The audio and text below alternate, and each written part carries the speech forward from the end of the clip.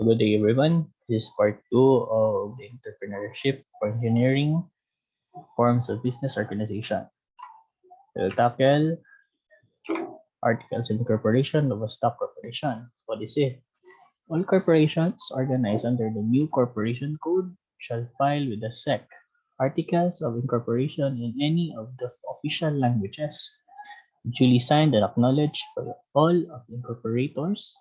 The articles of incorporation must contain the following matters, except as otherwise prescribed by the Corporation Code or by special law. So, ito yun siya. So, the name, number one, the name of the corporation. Siyempre yung pangalan. Number two, the specific purpose or purposes for which the corporation is being incorporated. Number three, the place where the principal office of the corporation is to be located. Yung address. Before the terms for which the corporation exists.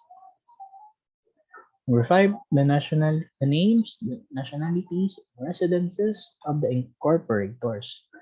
Number six, the number of directors or trustees, which shall not be less than 5 nor more than 15. Number seven, the names, nationalities, and residence of the person who shall act as directors or trustees until the first regular directors or trustees are duly elected.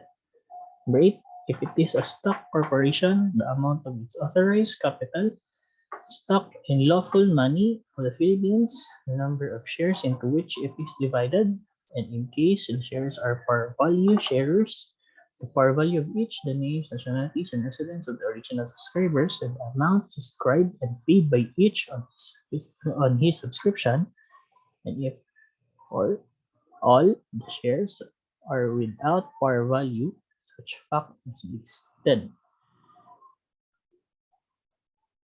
So the corporation law provides that the subscribed capital is 25%, authorized capital stock, and that the paid up capital is 25% of the subscribed capital.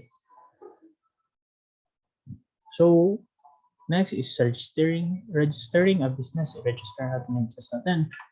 The Department of Trade and Industry or DTI has published Starting a Small Enterprise. This is available sa website nila, dti.gov.ph. So the entrepreneur may browse the website for updates on the topic, which is important for the entity to follow the rules and to avoid penalties from the government.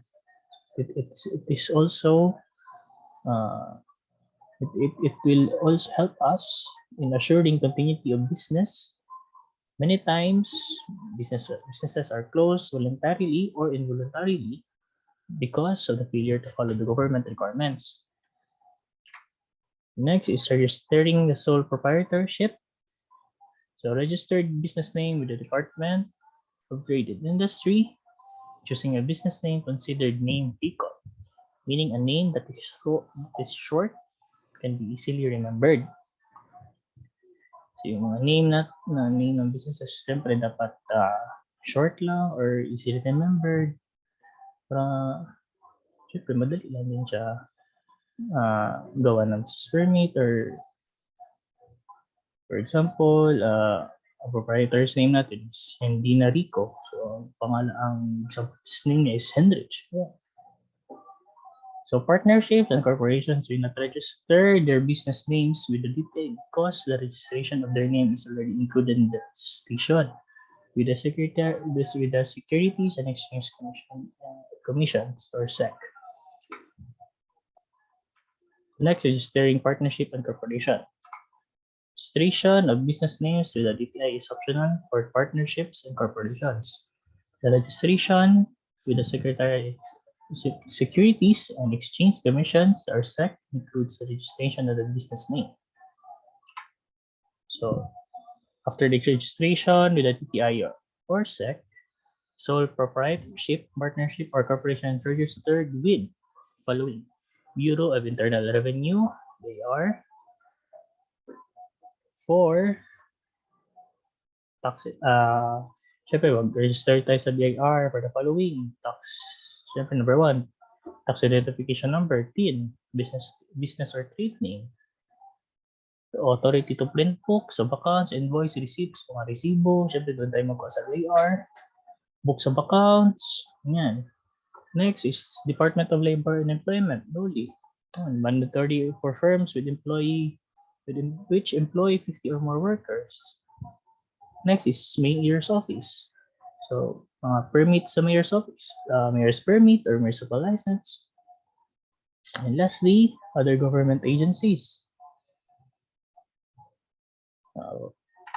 Other government agencies, meron tayong Bureau of Food and Drugs, BFAD, National Food Authority, Department Department of Agriculture or Fiber Industry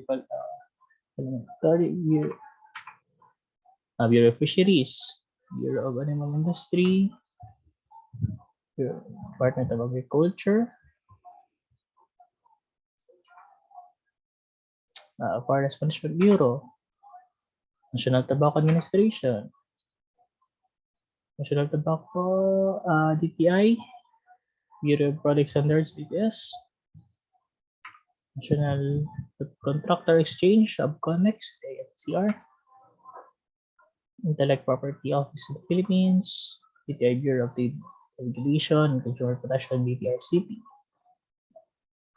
Siyempre, kung tayo na for food, Bureau of Food and Drugs, for manufacturers of drugs, cosmetic, and products. So, register din tayo sa NFA kung business natin is for rice, corn, and flour dealers. Register tayo sa Fiber Industry Development Authority for processors and traders of fibers and fiber products. The Bureau of Fisheries for those engaged in the export of fish and fish products. So, Bureau of Animal Industry for exporters of animals and animal products. Bureau of Plant Industry for export of plant products. Yan. Sa National Tobacco, mga tobacco, sigarilyo, ganyan. So and so forth. And that's it. Thank you for today.